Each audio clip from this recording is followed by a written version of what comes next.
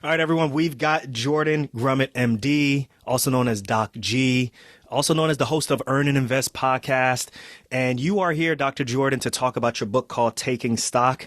I feel like I'm really proud of myself now to be like a podcaster. I feel like I'm a journalist and I'm getting a book that says not for resale. Like this is like the advanced copy. Like I finally made it and I finally get advanced copies of your book. But I'm looking at your book right now. It's called Taking Stock, a hospice doctor's advice on financial independence, building wealth, and living a regret-free life. It's coming out August 2nd on paperback on Amazon. Dr. Jordan, welcome to Docs Outside the Box. How you doing? I'm doing well, and I'm so excited to be here with you today.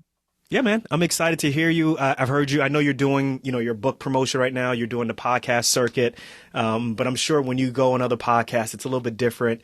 Let's just make it like we're having fun. We're kicking it, having pizza, having some grape soda, and kick it like we're on your show. So, when you came on the show like 2 years ago, one of the things that I really resonated with is this story of you becoming a physician and just kind of always thinking about the next step, fixing the next step, and wondering and hoping that that will like kind of bring more fulfillment to your career. So what I mean by that is there was a point in your career where you're like, you know what, I'm not getting enough from what I'm doing currently as a physician. Let me switch to a different practice style, or let me switch to an outpatient style, or let me start getting more money. And then whenever you reach that goal, you realize, this is not enough for me. I want to do something different. And I was thinking about that with myself.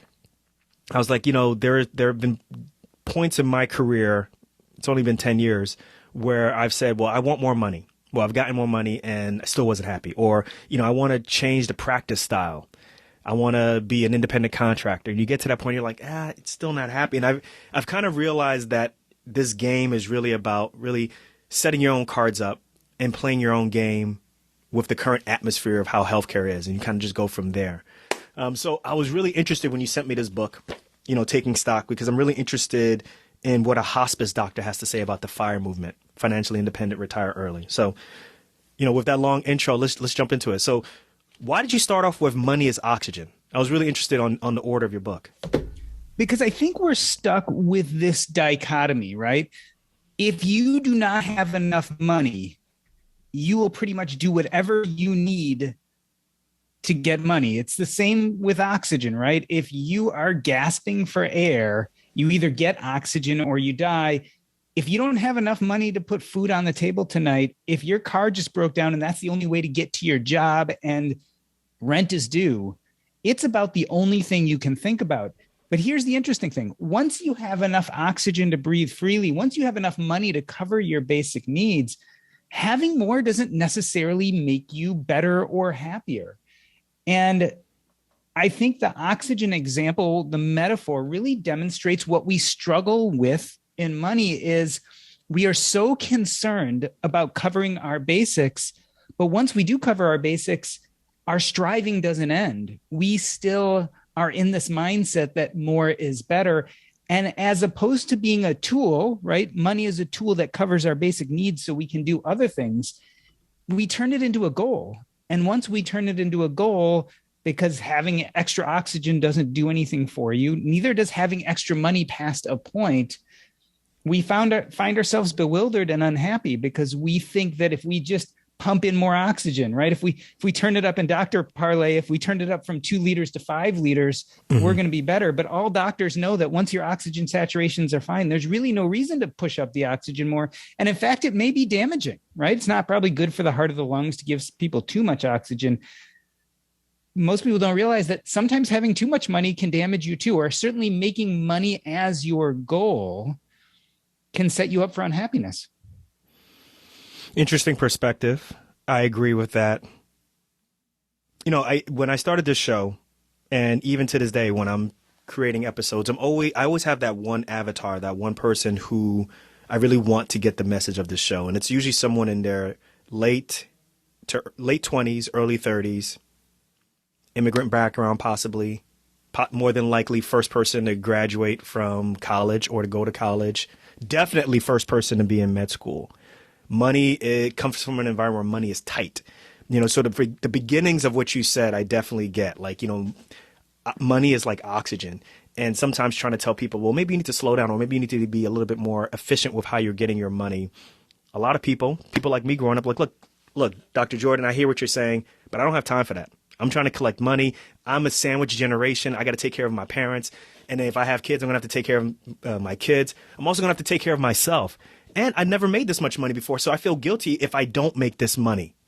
Talk to me about what it's like from your end, from your perspective as someone who reached a certain plateau and then realized that, money, this hoarding of money, it just wasn't healthy anymore. And it didn't even bring happiness. Talk to us about that. I definitely do. And I also want to point out the fact that I think some of these messages are just as important when we don't have enough money as when we have enough or too much. Let's talk about enough or too much, which was certainly where I was when I decided I didn't want to practice any medicine anymore. I realized I had enough money, and instead of being elated, I ended up depressed and having panic attacks. The reason why is I had spent so much time thinking of money as the goal. I didn't do any of the harder work, really trying to get down to what is that money supposed to get for me? What is my deeper purpose, identity, and connections? What am I really striving towards? It was easy to decide that that was money. In a sense, I was letting myself off the hook, going for the lowest hanging fruit. The problem with that is at some point you get to enough or close enough to enough money, and then you realize that you don't know what to do with all that angst, fear, and energy.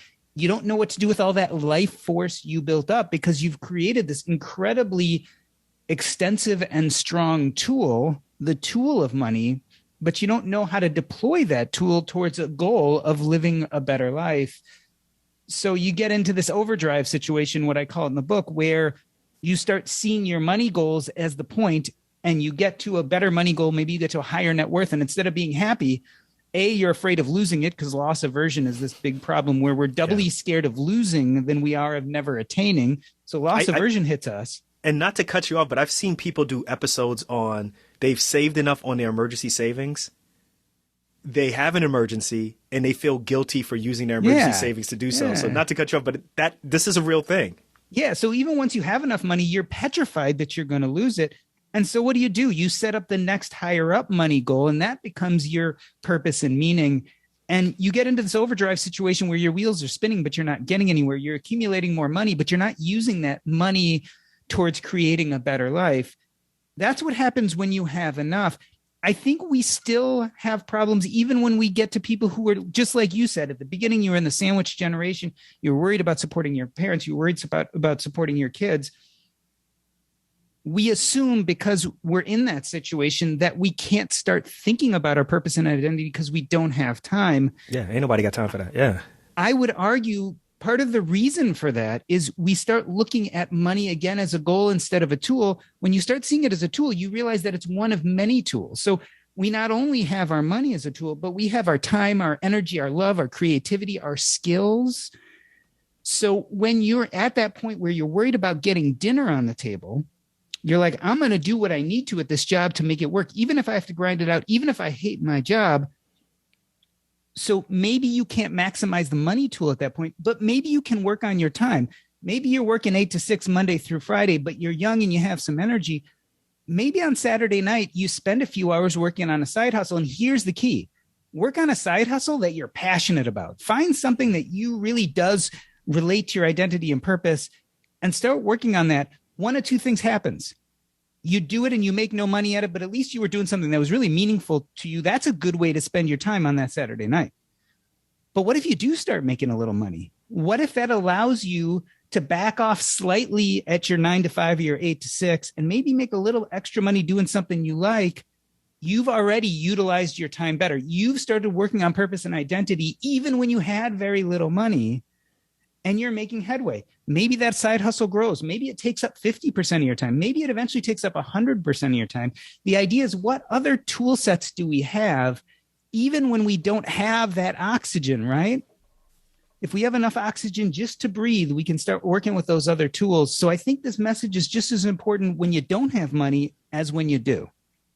Okay. So let's get into this book specifically about being a hospice doctor. So you're definitely speaking with patients, taking care of folks when they are last several months of living.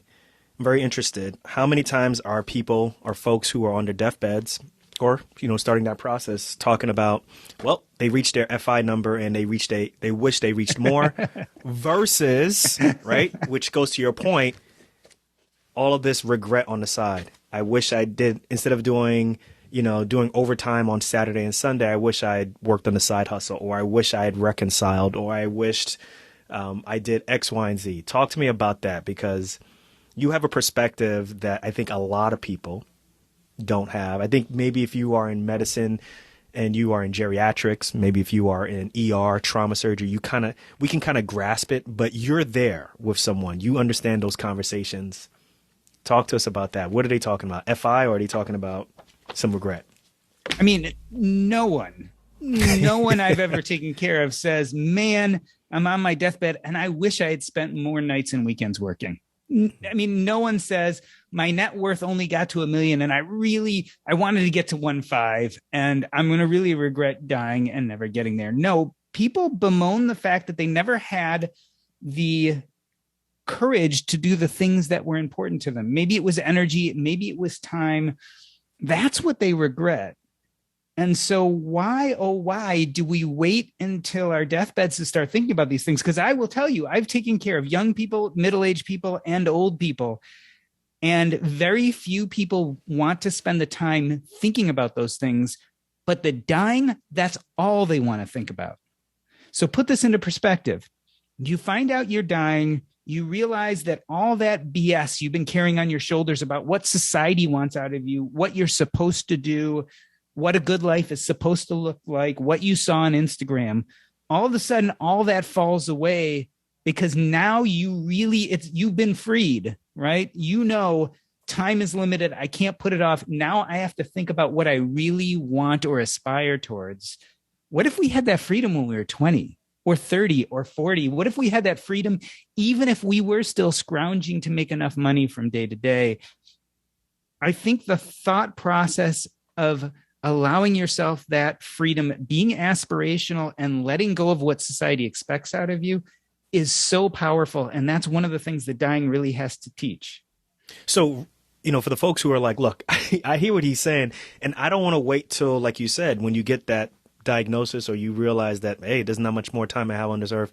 What's the best way to figure out what are your purposes and values? Because I think when you don't put it in that context of, hey, you like, for example, me, like I now look at life like, hey, I only got like 37 summers to go, right? Yeah.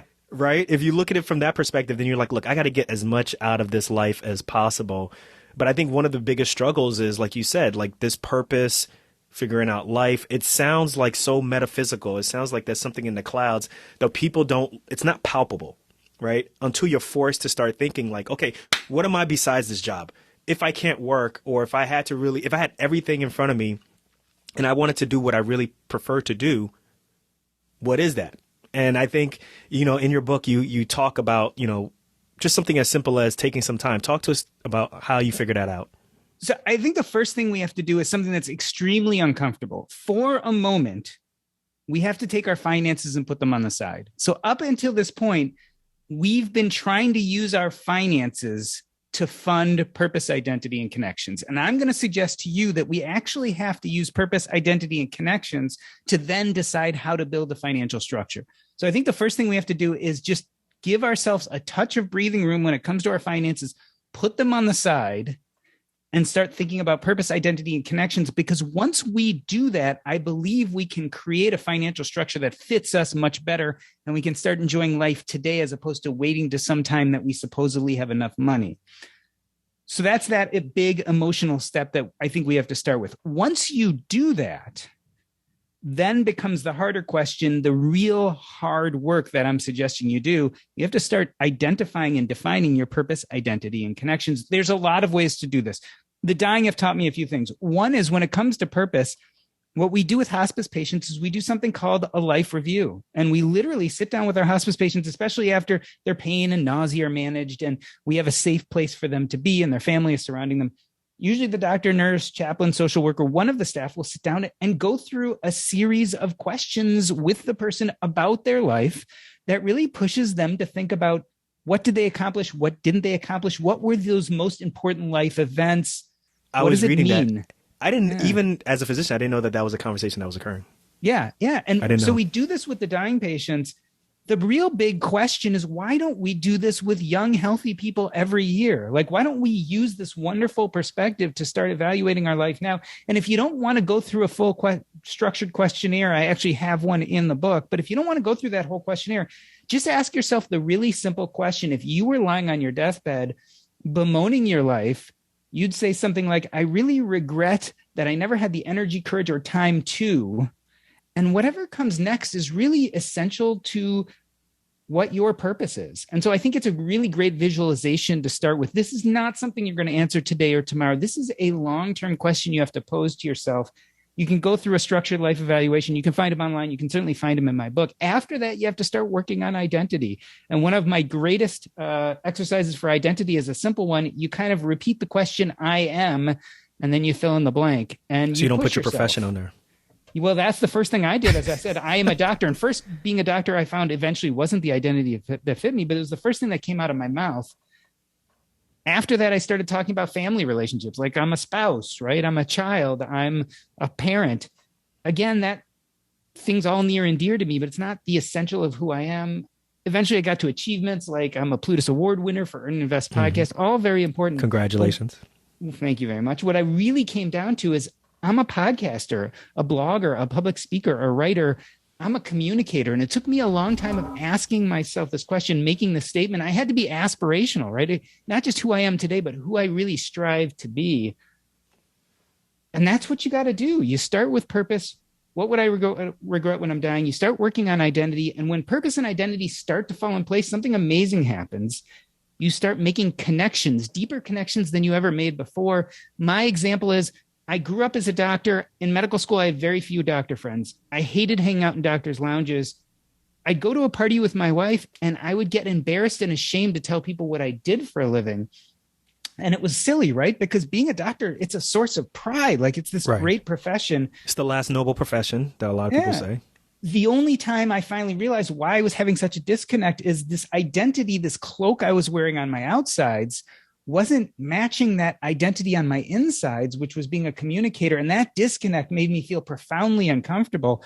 Once I started connecting to who I was on the inside, I started going to personal finance conferences and talking to writers and podcasters and bloggers. And it was like I felt a closeness to these people within minutes that I hadn't had in years in the doctor community. So purpose, identity, and connections, there's a series of steps, some exercises. You have to be intentional. This doesn't happen today or tomorrow. This is something you do over months and years. But I believe it's the fuel that's necessary to then start thinking about your finances. I appreciate that explanation. I also feel like that's a great way to talk to young attendings, residents, because I think sometimes and I was there, it's hard to determine what your deal breakers are. Right. Particularly when you're so used to accepting whatever is given to you. And a lot of times, yes, in exchange for becoming a doctor, you may have to take some abuse. You may have to take a lack of sleep. You may have to take an ability to not say no. But I think once you understand what your purpose is and you take the time to figure out what your identity is and what you will stand for and what you won't stand for, you start to realize that, before I take this job or before, I continue to move forward in this relationship with whatever it may be, hospital, clinic, or whoever it may be, I have to be very honest with myself as to what's driving me, what I'm going to say no to, and go from there. So I'm interested with you because I know that you made a big pivot in your life years ago. At this point right now, does Dr. Jordan have any regret in his life?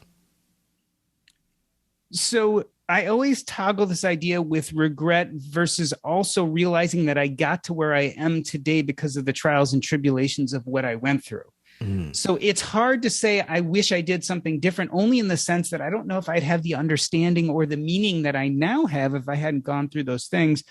But let me give you an example of what it looks like to put purpose and identity first and how it could have changed my trajectory. Okay, that's good. So when I started medical school, you know what the first thing I did was, within the first week of medical school, I went up to the hospital and I volunteered in the inpatient hospice unit. It was a calling for me. Like, my dad had died when I was young, and I was like, I should help dying families. First patient I ever saw, first week of medical school, before I ever did any clinicals, was on the hospice volunteer ward at Northwestern University.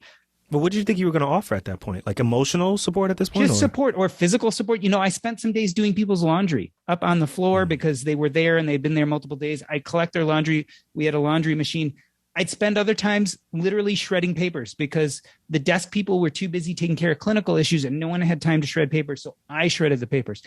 Eventually, I learned how to go and sit with families. And I would just sit in the room, and let's say someone was dying and their spouse or parent was sitting in the room and they were kind of lonely and they had been there for hours. You know, you'd go and you'd sit next to them and not say a word. And these were the experiences I had. I learned how to be with the dying and their families. When I got into residency, there was not a moment that I thought about becoming a hospice doctor off the bat. I'm like, it pays very little. You know, I want to be the investigative doctor who solves all the complex problems and who makes lots of money and lives that kind of doctor life. So for the next 15 years, I burnt out in general internal medicine. Only did I get back to hospice when I decided I needed to become financially independent. And I picked up hospice as a side hustle because they would offer me a monthly stipend to supervise a team. What if I had started thinking about purpose and identity from day one when I was in my 20s? What if I had connected to the idea that, you know what, hospice really connects with my purpose and identity as a person, something it took me 20 years to figure out later. Like now I'll tell you, I'll do hospice work even if they won't pay me for it, right? So that's part of my purpose. What if I had connected to that when I was in my 20s, instead of going after this kind of crazy dream of what doctor I thought I was supposed to be? I went into hospice medicine. I made a lot less money. Let's say I made 50% less money, but I never burned out. But every day I felt like I was living out my purpose and identity and I was doing what I was uniquely supposed to do in life. I might not have ever found this financial independence journey. I might have just quietly saved and invested and loved my job and worked until I was 65 and 70. And those would have probably been very fulfilling years where I thought I was doing what I was meant to do. So did I end up there? No, I took an incredibly different circuitous path to end up doing hospice now and loving it, as well as developing other parts of my life. Would life have been different if I had worked on purpose and identity earlier? I probably would have enjoyed it much more, and I certainly wouldn't have burned out in medicine so quickly. Well, you probably would not have had the community or built the community that you have right now, which is basically having a whole bunch of people who, you know, are listening to your podcast, you know, reading what you have to read, and also at the same time, you're helping them change their lives and their perspectives also. So, but I do appreciate the perspective that you bring. Towards the end of the book, you talk about time, right? Mm-hmm. And once again, like I read the book, I thought it was great, but I was really interested in the order. The beginning is money is like oxygen. You got to get your face mask on first. But at the end, you talk about time. Why? So, you know, there's so much to this discussion. And so I had to think about what's the best way to order it. I felt like I had to begin, the opening volley had to talk about philosophically what money means in our life. I felt like the second part really had to give you a pathway towards financial independence and talk about the different ways of getting there. The last part is about time because I think that's our reward. So we love to commoditize time. We love to say you can buy or sell it, you can exchange or trade it. You and I both know that in reality, we can't do any of that. Time passes and we have zero control over it. Yeah. But I like to see our future as a series of time slots. So the time slots occur and we can't stop them and we can't slow them down. The only thing we really can do for the most part is decide which activities to put in those time slots. So my feeling is the first part was to understand the philosophy. The second part was to give you some real tools on how to build your financial life. The third part was to teach you how to pivot so that we could fill up those time slots as much as possible with purposeful activities so that they would feel valuable, so that we'd feel like we were, quote unquote, using our time well. What people don't realize is life is a series of decisions. Those decisions will eventually help us decide what activities to put in those time slots. let's try to make those activities as meaningful as possible for as much of that time as possible. And so that's why I really wanted to put that in the end, because what we're really investing is how we utilize our time and what we decide to invest in during that time. And so it's really easy to use the word invest and think about money or equities or those kind of things. But what I'm really investing here is in ourselves. I'm investing in our health, in our both physical and emotional health. We're investing in the people around us. We're investing in forgiveness. We're investing in grace, right? We're investing in all these important things that make life feel meaningful. Again, I want to end with this idea that money is a tool to invest in the more important things, as opposed to our goal should be investing in businesses or stocks or things to make more money. I think that's the wrong way to look at it. We need to be investing in our lives. 10 years in now, like it's official this year, actually July 1st would be 10 years. So we already passed that point for me of practicing on my own, with no attendings around. And I definitely think my best asset, the asset that I wish I had more time or more of, obviously, is time. And nobody tells you this when you finish. Nobody tells you how important your time is, because you're so used to always thinking 3 years ahead or 4 years ahead, when I finish my residency, when I finish my fellowship, or when I pay off debt.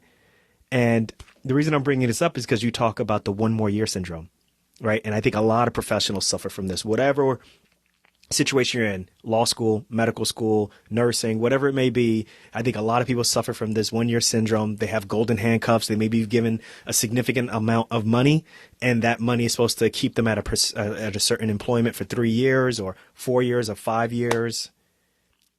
Let's talk about that, the golden handcuffs. I've now, whenever I talk to residents, people who come out, I say, listen, I'm very honest, and I say, look, maybe you just should not take, this 2 year or this 3 year, sign-on bonus. Just work there for a year. See if you like it and go from there. What are your thoughts on, you don't have to have a take on my thoughts, but what are your thoughts on the 1 more year syndrome, golden handcuffs, all those different things? I think those are meant to put off the difficult work, right? So if we look again in that framework that there are a certain set number of time slots in our life, we don't know, because we don't know if we'll live to 40 or 80. We don't know how many time slots we have, but we do know that we have a modicum of control over what we put in those time slots. The 1 more year syndrome or the golden handcuffs are pretty much forcing you to fill that time with something you may no longer enjoy. If you don't enjoy work and yet you're making money at work, money again becomes a lot like oxygen. You already have enough oxygen. Producing more isn't going to do much for you. But what's really meaningful is taking some of those limited time slots you have left that are passing no matter what you do, and controlling what activities you put in those time slots, especially with golden handcuffs. When you become a victim of golden handcuffs, you're giving someone else the power to fill your time slots. When it's 1 more year, you're letting fear fill those time slots. But whether it's someone else or why are you talking to me, man? I feel like you're talking to me. You talking to this. I know the audience is listening, but I really want the audience to understand. Like, I feel what he's saying so much, but keep going. I was just saying, when you become a victim of those things, you're becoming a victim of either fear or someone else's needs and wishes. Yeah. And it's incredibly powerful when we take control over deciding what to put in those time slots. And that's kind of what I want to remind people, is that's a huge, powerful thing. And we've got to be way more intentional about it. Oftentimes when I look at a book, I'm just like, well, okay, what exactly do I want to get from this from like a 30,000 foot view? And if I was someone who was coming right out of school, whatever school it may be, like, why would I pay attention to something like this? I actually think that this should be required reading for someone who's either transitioning from finishing school, whatever it may be, to finishing residency and so forth. Because I think when you put it in the perspective of, listen, you only got a limited amount of summers left, you're going to die. And it's not about the stack of cash. It's about how you spend that cash and what you're investing in. Like you said, like me 10 years in, like I didn't realize how important health and investing in not just myself and other people is. But sometimes a lot of people don't figure that out till it's too late. So I think that this is a really dope book that should be given to all residents, all fellows, or even medical students, so that they can really have a 30,000-foot view on what their life is. I don't know, maybe we need to make a campaign with the AMA or the AOA or something like that. But I really appreciate you writing this book. This is a really, really excellent book. And I'm excited for when it comes out on August 2nd. I hope everybody who's listening to this show decides to go out there and listen to this. If you're in attending and you are in a residency, hey, I think one of the best ways if we want to start changing medicine is not just, talking about and speaking about quality of life, but actually taking the next steps. Get this book for your residents, get this book for your fellows, and teach them the importance of quality of life as opposed to just cash, taking as much cash and building as much cash as possible. So, Dr. Jordan, man, listen, tell folks where they can get this book. I already mentioned in the beginning, but tell folks where they can get this book, and let's take it from there. Taking Stock is available anywhere you find books online, Amazon, Books A Million, Target, etc. If Books A Million still exists. Books A Million still exists. It's out there, I swear.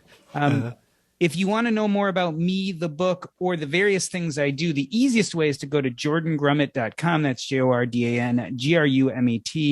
There you can see links to my Earn and Invest podcast, which is a financial podcast, the Diversify blog, which is a financial blog. And also, I've been writing about medicine since 2005. That blog is somewhat dormant, but there's 13 or 14 years of writing. It's called In My Humble Opinion. All those links are right there, as well as a link to the book itself. If you're just interested in the financial podcast, earnandinvest.com. But either of those places, you'll find plenty of links to everything else. So hold on. Before we end the show, I just want everybody to know, if this is your first time hearing about Dr. Jordan or Doc G, for years, you were always just known as Doc G, right? Like almost like this anonymous pseudonym, basically, just like how there were other healthcare professionals who were writing about FI and other folks who were writing in general that would have this anonymous name, anonymous background. What made you decide to just kind of come out with your identity? Because it's just really interesting. I still find it shocking. I'm like, I just remember he was Doc G. Now we got his whole name. We got what year he was born in the back, a little bit of your ethnicity. You come from the Middle East. Like, it's just all these different things that are just so dope. So what made you decide to just come out and open who you are? So originally, when I started my blog, I wanted to have the freedom to write about specifics financially. So I talked it over with my wife, and we both decided, it's probably good that I don't use my real name. Over time, I started talking less about specifics and got more comfortable with using my name, but there was never a reason to really cross over. When I decided to write the book, I'm like, okay, I need to, author this book under my real name. And I also felt that at this point, when I was connecting my hospice life with my financial life, I had been a figure in the healthcare social media space for many, many years, blogging about medicine. So I wanted to connect those personas so that it was the same person who was talking about medicine and what it felt like to be a doctor, and then connect that to this guy, Doc G, who was talking about finances and what financial independence felt like. I feel like this book is where both of those coalesce. So I wanted to use my real name. Well, I'm glad you found harmony. I think it's great. And, for all the other doctors who are like anonymous, or the other bloggers who are anonymous, I always wonder, I'm like, where is that point where, we'll start to, I know Physician on Fire did that. Leaf Darlene finally did that. And everybody seems super happy once they get to that point. So I'm really psyched about you. This is a great book. Everybody make sure you go ahead and get this book, Taking Stock, available on Amazon. We will definitely have the link in the show notes. Dr. Jordan, thank you for your time. Thank you for having me. This was a blast.